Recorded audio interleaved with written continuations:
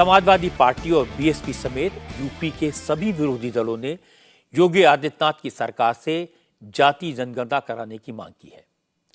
Samajwadi party ने आरोप लगाया कि योगी की सरकार भर्तियों में आरक्षण का हेरफेर कर रही है।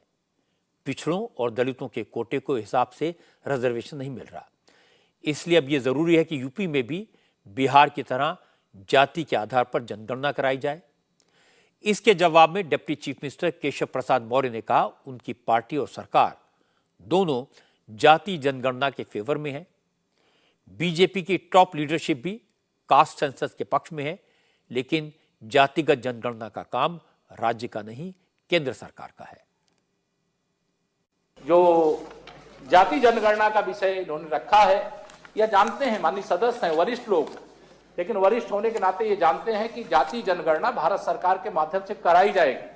और हमारे वरिष्ठतम नेताओं ने भी ये कहा है कि हम जाति जनगणना के खिलाफ नहीं है, और केशव प्रसाद मौर्य भी जाति जनगणना के खिलाफ नहीं है, ये सदन में छाती ठोक करके कह रहा।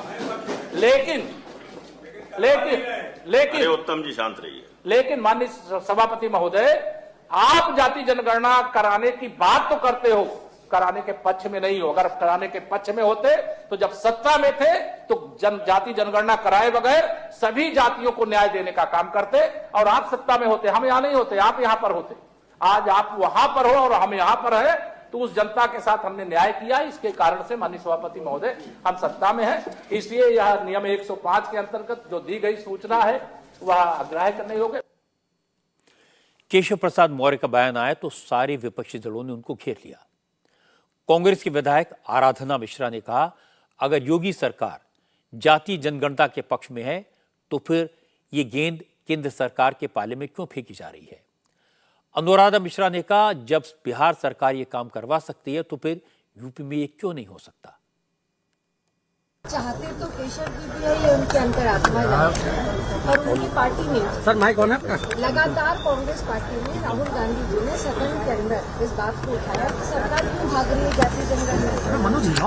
और अब तो जब बिहार में जाति जनगणना स्टेट ने कर दी तो क्या दिक्कत है, सरकार को भी कर देना चाहिए। यहाँ पे उत्तर प्रदेश में ये सबसे बड़ा राज्य है, लगातार यहाँ मांग उठती आई है, तो जाति जनगणना होनी चाहिए, सबको समान अधिकार मिलना चाहिए। समाजवादी पार्टी विधानसभा के अंदर और बाहर जाति जनगणना का मुद्दा जोर शोर से उठा रही है।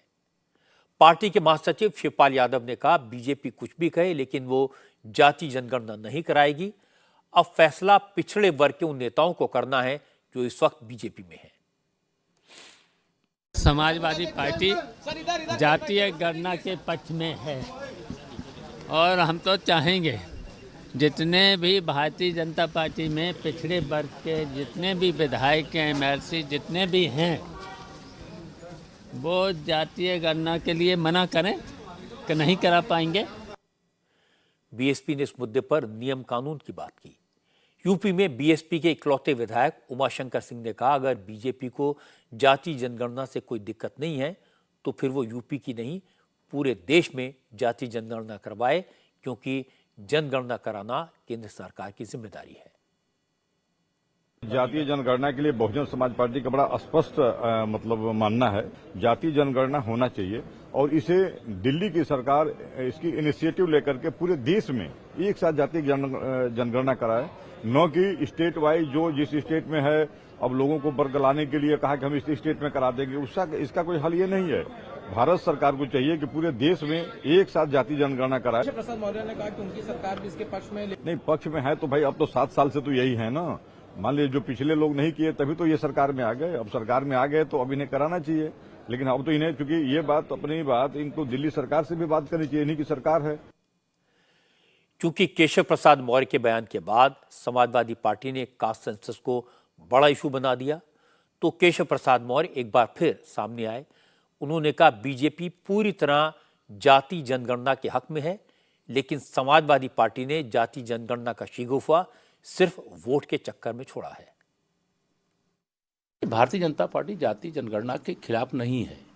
ये सपा, बसपा, कांग्रेस या जो भी राजनीतिक दल जाति जनगणना की बात करते हैं वो सत्ता में रहते हुए कभी भी पिछड़े वर्ग के साथ न्याय नहीं किया, कभी उनका हक देने का काम नहीं किया।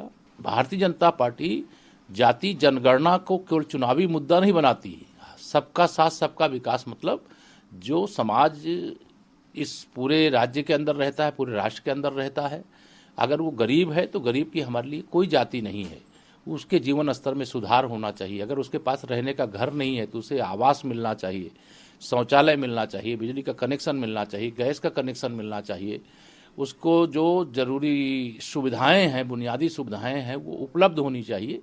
इस एजेंडे पे हम काम करते हैं और जनता की अदालत से बड़ी अदालत लोकतांत्रिक देश में कोई नहीं होती है और उस अदालत का फैसला भाजपा के पक्ष में है। इसलिए ये सब चुनावी सिगुफे छोड़ रहे हैं। इनके सिगुफे का कोई असर नहीं है। जनता ने पूरी तरह से ऐसी मानसिकता वालों को नकार दिया है। ये सही है कि बीजेपी शुरू में जातिगत जनगणना को लेकर क्लियर नहीं थी, लेकिन वो उसका विरोध भी नहीं कर रही थी। जब बिहार में जातियों का सर्वे कराने का फैसला हुआ तो बीजेपी ने इसे सपोर्ट किया, लेकिन ये सर्वे आने के बाद नीतीश कुमार और लालू यादव ने जिस तरह का अभियान चलाया, उससे ये इंप्रेशन क्रिएट हुआ कि पिछड़ी जातियों के लोग तो जातिगत जनगणना चाहते हैं, लेकिन बीजेपी इसका विरोध करती है। फिर महाराष्ट्र से भी इसी तरह की बात उठी। यहां भी बीजेपी इसका विरोध नहीं कर पाई। हालांकि बीजेपी ने इतना जरूर कहा कि बिहार में जो सर्वे हुआ उसमें जातियों की संख्या ठीक से काउंट नहीं की गई। अब यूपी के नेताओं की बात सुनकर लगता है कि केंद्र सरकार जातिगत जनगणना कराने का फैसला ले सकती है।